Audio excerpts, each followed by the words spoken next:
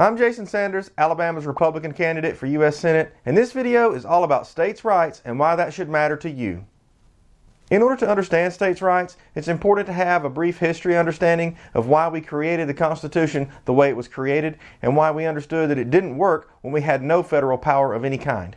Immediately following the American Revolution, the system of government we had in place was called the Articles of Confederation, and that simply didn't work, and it really came down to the fact that the federal government was too limited in its power, and we had a problem with a bunch of angry farmers who had recently been soldiers in the American Revolution who were not only not being paid, but being unfairly taxed by their individual states. This unfair taxation led to a revolt called Shays' Rebellion, and Shays' Rebellion was a really big problem for the nation because, believe it or not, the federal government was pretty much powerless to stop it.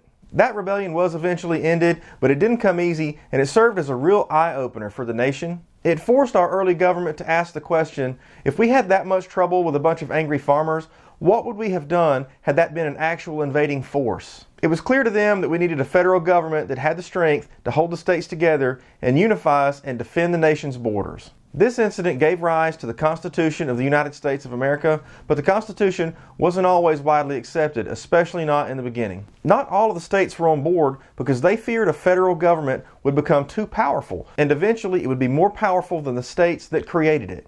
These states were holdouts because they feared that in the long run, a federal government that was supposed to be a solution would eventually become a problem. Most of the reluctant states were eventually won over by the addition of something called the Bill of Rights, and the Bill of Rights was specifically put into the Constitution to limit the power of the federal government, and specifically the 10th Amendment spells out the fact that if it is not covered and specifically given to the federal government as a responsibility in the Constitution, then it would be left to the states and to the people.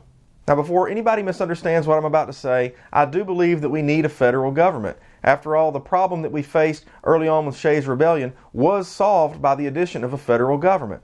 But the fears that the holdout states had, I believe, have become realized in a federal government that is so large, it is overshadowing the states in terms of who has what authority.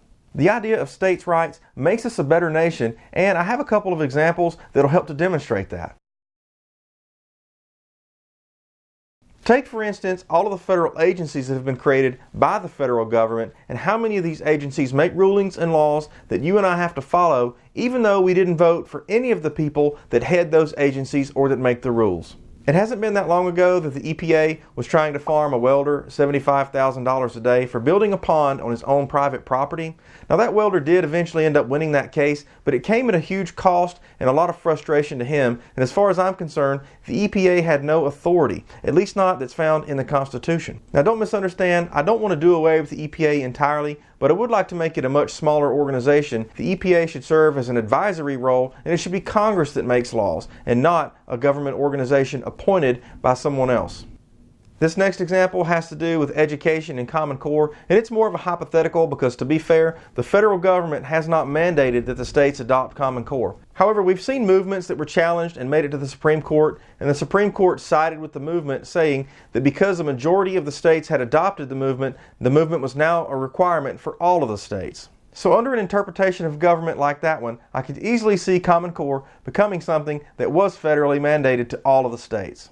All of the states would be taking our education system down the wrong direction, no matter what our objections to it were. On the other side of that coin, if we allowed the states to individually mandate their own education systems, we would have a situation where we had 50 simultaneous experiments going, and we could see who were the winners and who were the losers. The states that weren't doing so well could adopt the systems that worked very well, and the other states that were somewhere in the middle may continue to try other things or improve upon their system. In the end, it just allows for a better direction for the nation as a whole, because instead of everyone going the wrong direction, we'll have some people going the wrong direction, some people going the right direction, and eventually everyone else would jump on board with what works and still allow for the prospect of trying something new in the event that a better method were discovered.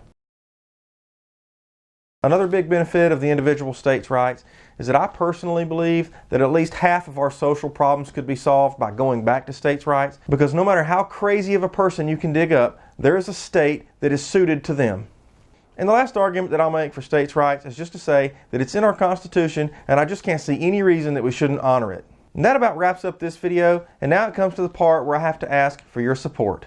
One way you can show your support is by clicking that donate button. Even small donations are welcome. A donation of $5 would be put to good use in my campaign because campaigning is expensive and there's just no way for me to do it alone. If you can't contribute financially, that's no problem. You can share my videos on social media. If I'm going to be able to compete with the well-established and the well-funded, I need a wave of social media to move me into the forefront of people's thoughts when it comes time to vote. And lastly, if you just don't like talking politics on social media and donating just isn't in the cards for you, that's okay too. Casting a vote is the one thing that you can do that we know seals the deal. Let's keep Alabama red and put the nation back on the right track.